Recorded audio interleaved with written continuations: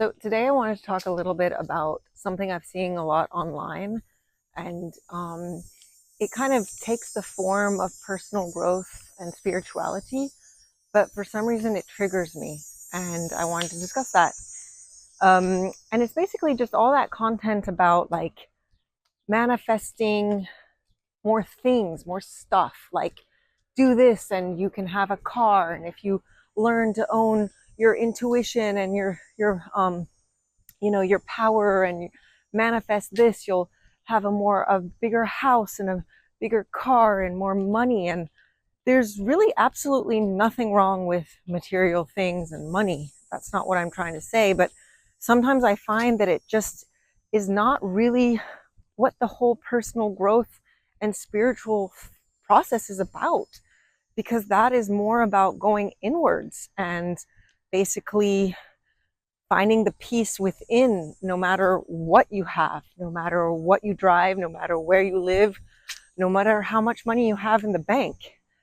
And I love what Jim Carrey says about this. And he says, he wishes that everybody could be famous and rich so that they could see that that's not the answer. And I feel like there's something there. And at the same time, like, I'm always wondering, like, why is this even triggering me? What other people do shouldn't bother me. I'm doing my own thing. And so I was questioning this. Why is that upsetting me? And I was wondering if maybe there's a little bit of the fact that maybe I'm still a little bit attracted to that, and I still have a little bit of something. Like, for sure, I also have things I want, and for sure, I would love to have a little bit more money. I would love to, I feel like for me, I would love to have the more money so that I could travel and maybe see things that are really like spectacular, and be in a place, maybe live in a place that has just amazing views and everything like that. In the end, though, no matter where you live, when you sit down and actually kind of go inside, like, let's say I do this by meditating, but other people can do it in different ways. But when I sit down on my mat, it absolutely doesn't matter where I am, what I'm wearing, or what I'm sitting on. The peace comes from within. And when I find that, it's just amazing, that kind of internal peace. And I love the fact that that costs me absolutely nothing, and that I don't need anything else but myself for that. And I guess when I see all these posts about that, I guess sometimes I find that it triggers me too, because I feel like it's catering to a lot of vulnerability. I feel like it's catering towards people who might be lost, me included. Maybe that's also why I feel triggered by it. Because it's almost like they're selling us a solution for all our problems. And it's like, if you do this, then you'll finally get this. Or if you do this, you'll no longer feel pain. And what's funny is the more I practice things, the more I realize that it's not about that, actually. For sure, when I started meditating, like, I was doing it for anxiety, and I was doing it to find peace. And actually, when I started meditating, I kind of was like, I really want to become enlightened, because if I'm enlightened, then I won't care about things, and I will feel detached, and I won't feel pain anymore. I won't feel the suffering that I'm going through. I'll be so kind of like, peaceful, that I'll finally just be able to, I don't know, not have pain anymore. It was like I was using it to escape.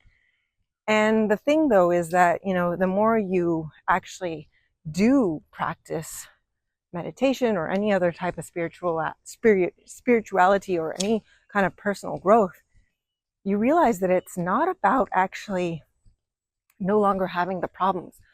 The problems are all going to be there. The world is going to be the same. It's more how you manage them and how you feel about it. And I love Tara Brach mentions this. She talks about how, when we actually kind of become more in tune with ourselves and kind of, tune into that part of ourselves, then we start to associate ourselves more with the ocean, and we stop feeling like we are the wave, or we stop kind of getting beat around by the waves. The waves are still there. But instead of feeling like we're the wave, we realize that they were the ocean, and that the waves will come and we will be able to actually process them. And I find that that's actually something that is just really very empowering, and also just very fun to know that it's all about something that you can do by yourself, and it doesn't cost any money, and you know, you don't need this to actually not be yourself. And I remember the first time actually this happened, it was last year, because I've been practicing meditation for a couple of years now, and I was still kind of feeling like I was doing it to get something from it. And I remember this first feeling, like I realized I went out with some friends or something, and I was feeling very judgmental about something. And in the past, I would have felt really frustrated at myself for that, because I'm aiming not to be judgmental, and I'm aiming to change and to stop having that bad habit. But it was the first time that I realized that I could still love myself right now in the process, and that yes, I'm still aiming to be somewhere else. Yes, I'm still wanting to be somebody who's non-judging, but that right now where I am is I'm still here, and that I can still, even if I see where I want to go, I can still be okay with being here now. And I find that that was really something that came with time from doing this practice regularly. And also just realizing that when you sit down on your mat, it's not about kind of wanting to get something. You're learning to be where you are right now and accept that. And that also includes accepting that you don't have that car or that house or whatever you are trying to get. And that's why I think sometimes those videos, or that are just kind of taking that, I find as like bait, to like get us to click and stuff. Whereas I find that the real peace comes from somewhere else. And I also think maybe I get triggered by those kind of contents because I find sometimes that spirituality is kind of becoming an industry now. And there's nothing wrong with that either. But I do feel like it's getting very much catered to the rich. And, like I remember when I first was looking into meditation, I was meditating on my own, but I wanted to maybe take a course or go on a retreat to learn something else. And I was looking online, and I was finding all these like retreats and things that were going to be like 3 days in a room by yourself, pretty much in silence, not much happening. And it was like going to be something like $3,000. And I was like, who can afford that? And I sometimes find that a lot of this stuff is very, very inaccessible for most people. Whereas again, spirituality is something that everybody should have access to and be able to learn and grow from. And that's why I was actually so happy when I finally discovered the Vipassina Center near my house. And I'm going to put a link in the description below.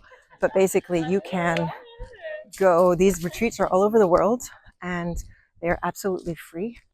And I actually found that when I found this place, that the fact that it was free actually really reassured me, because I felt like it was genuine, and that it wasn't just wanting me for my money. It was wanting to really help me. And so yeah, you should check them out. For sure, the 10-day retreat is not something easy.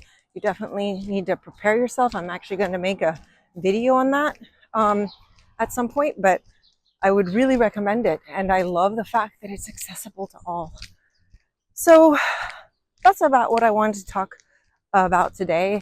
I mean, I'm still actually kind of questioning why I'm triggered, because in a way, as I mentioned at the beginning, what other people do shouldn't really concern me, right? I'm on my own path. They're on their own path. Maybe what they're doing is good for them. Maybe what these people are putting out is actually what other people really need. I feel like I have my truth, but they have their truth. Both truths can be true at the same time. So I'm finding it just interesting.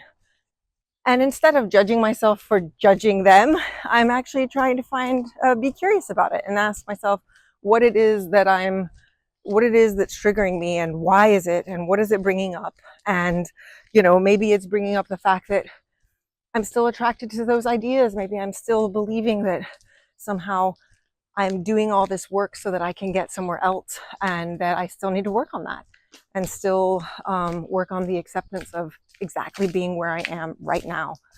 And that being said, I do find it funny, the idea of when I do see a lot of very spiritual people that I admire a lot, I don't think that they're using their talents and things to manifest a new Lamborghini.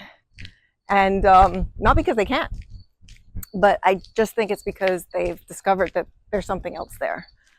And I would like that to also be in the conversation, that the work that we're doing is not necessarily the work that we're doing personally when we go into all these healings that we do and all this stuff. It's actually going to be something that you measure mostly inside, and not necessarily with outside things to prove it. And again, maybe I'm also triggered by that, because for sure I'm still wanting things, and I am human. I don't necessarily want a Lamborghini. It's not my style. But I definitely have things I want, physical things, and also just things like wanting money to have more freedom, wanting money to have more travel and more experiences. So that's what I'm wrestling with. That's what I'm kind of curious about, like wondering why this stuff is triggering me. And I'm going to just sit with that a bit and try not to judge myself for it, and love where I am in the process right now, right here. And on that, I'm wishing you all lots of love and lots of laughter as you explore, whatever videos you enjoy. And if it's about those kind of videos that are exciting and promising wonderful things that make you dream, that might be what you need, and that's okay too. So thanks so much for watching, and I will see you next video.